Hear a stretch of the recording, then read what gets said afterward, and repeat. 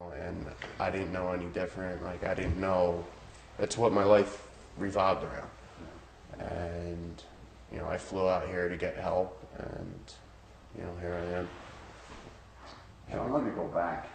Let's go back a little bit in your history. Just tell me what point was it where things sort of triggered, where you were starting to get hooked on pain medications, and the addiction was starting to follow a fairly firm path at that point? I was probably 18, and it took away, it made me feel, made me feel comfortable in my own skin. You know, to be able to sit with myself. It gave me that extra boost. It, you know, it did everything that I couldn't do at the time. You know. What was the pain medication? Oxycontin. Okay, thanks again. Well, let me repeat that question. What was the pain medication? Oxycontin. And was that at that time, that was the drug of choice, right? Absolutely. And what did it make you feel like when you were taking it? Made me feel powerful in the beginning. You know, like there was no end. You know, I could do anything. You know, I was this big person who, you know, like I thought it made me work better. I thought, you know, like I could study better. You know, and that's the insanity part too, as well. In all reality, like it didn't do nothing but bring me down to my knees. Did you start taking it as a prescription drug, or did you take it just as street drug kind of thing? I took it as a street drug. I remember the first time taking it. They told me that it had the effects of heroin, but it was non-addictive. And yeah, my addiction took off from there. You know, it started from weekends, and then it just progressed and progressed. And like a little pill would last me 4 days, and then next thing you know, I'm going through multiples of pills a day. Then that particular drug became expensive as a street drug, so then you had to get something that was a little less expensive. What did you move to from there? Heroin. Heroin. Yeah. And how long did you use heroin? I used heroin from 22 to 28, so 6 years. At first, Sean, you say it made you feel powerful, made you actually feel more confident so you could do things and that. But then eventually the drug, the high starts to have a damaging effect. Yes. At what point did that start to happen, and what was happening to you when that started? It probably, you know, when I started feeling like these symptoms of being physically addicted, and I had no idea what it was. I wasn't aware of it. That's when things started to go downhill. I noticed, like, when I woke up, I couldn't function without it. You know, I would feel off, I would feel nauseous, aches, pains, you know, basically detoxing. And then once I put it back in my system, it was like, okay, I'm ready to go. I'm ready to start my day. You know, what's coming at me, because I know I can take it on. When did you reach sort of the pinnacle, the lowest ebb, where everything was just crashing and things that were starting to happen in your life that you were actually going down? What things actually happened to me? I was kicked out of my house. At this point, I've been in numerous rehabs, being involved with the police, you know, getting into trouble, dropping out of college, you know, losing my license. You know, all these things just started, you know, like at first they started happening like one by one, and I was playing the victim, like, oh, why me, why me? You know, they just got it out for me. In all reality, that's not it. You know. So you also mentioned a lot of things started happening in your life, but you say you got shot in the head. Tell me about that situation. I got in an argument, and you know, I was spending time with my girlfriend, and what happened was she told me if I can go upstairs, because she didn't want to see me not out. She didn't want to see me starting to fall asleep. And so I said, yeah, no problem. So I took my pillow and I took my prescription pills, and I threw them in the pillowcase, and I went to go proceed to the other room. And she had it. She went and she grabbed a gun that was loaded, and she came out. We started arguing. We actually started arguing over the pillowcase, and I ripped it out of her hands. And she ran and she got my gun and started waving it around. And I said, hey, like, that thing's loaded, like, that's no joke.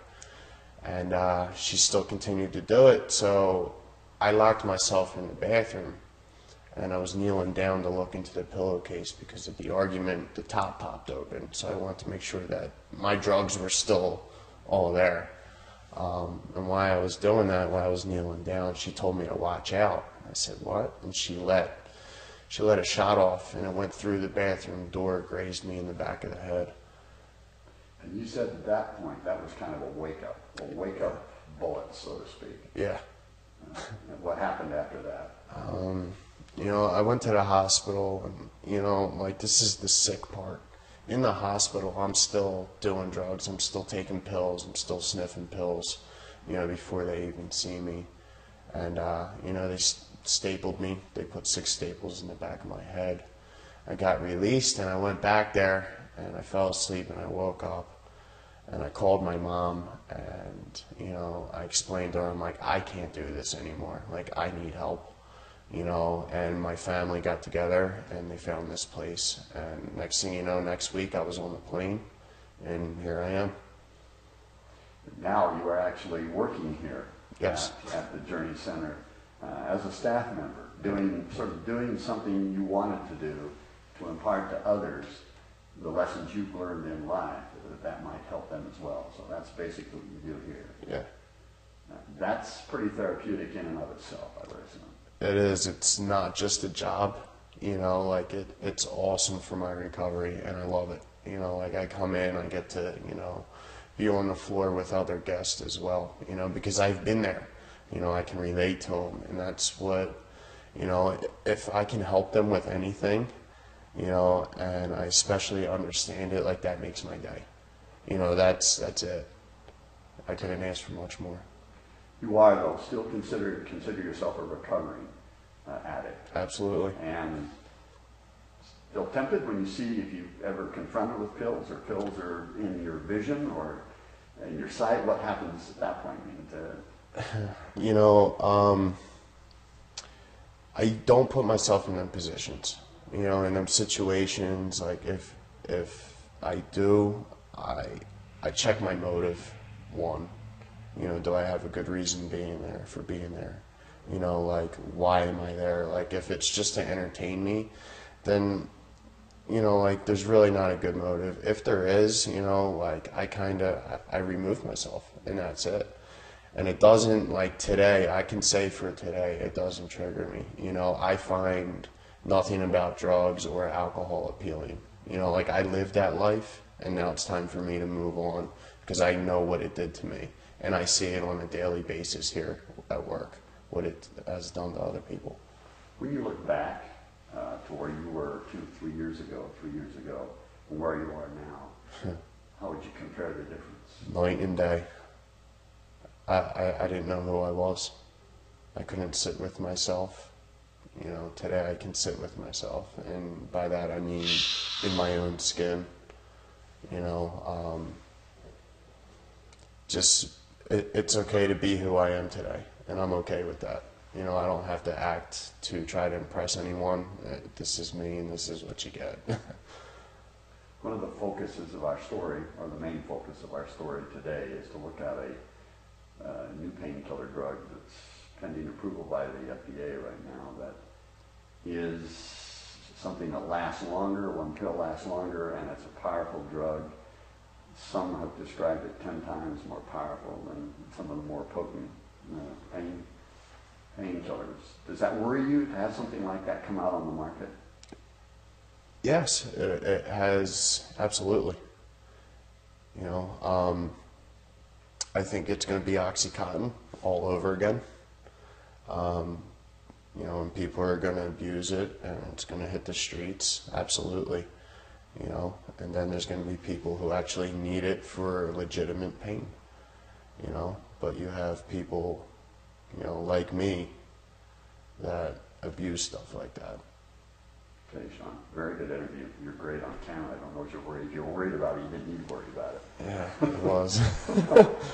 Do you mind us using your full name, or would you prefer us to use just your first name? You can use my full name. What is your Does- full name, man? Sean Hartley. And it's Hartley. Correct. Okay, and Sean is with a W or a U? Sean. What is it? Sean. Oh, Sean, Sean. Okay, Yeah. right. Okay, that's Yeah. the other Sean, right? Okay. Yeah. And how old were you when you started? And how old are you now? I started using Percocet and OxyContin probably around 17 years old, and I'm 28 now. So quite a few years Yeah. you were caught under the umbrella of the drugs. Absolutely. Okay. All right, Sean. Thank you.